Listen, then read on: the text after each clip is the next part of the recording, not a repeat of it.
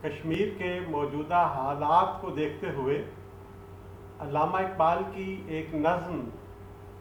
आज बार बार जहन में आ रही थी, जो एक दुआ की सूरत में है और तारिक बिन ज़ियाद के हवाले से मंसूब है। सोचा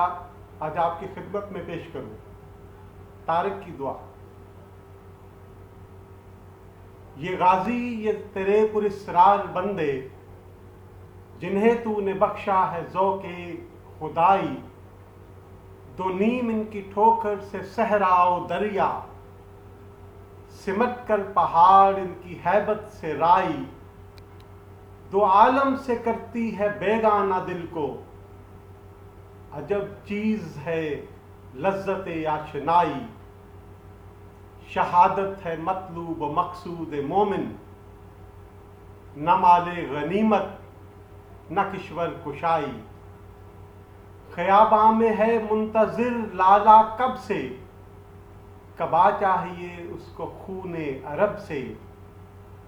किया तूने सहरा नशीनों को यकता, खबर में नज़ल में अज़ाने सहर में, तलब जिसकी सदियों से थी जिंदगी को, वो सोज उसने पाया उन्हीं के जिगर में, कुशादे दरे दिल समझते हैं उसको, हलाकत नहीं मौत उनकी नज़र में, दिले मर्द मोमिन में फिर जिंदा कर दे, वो बिजली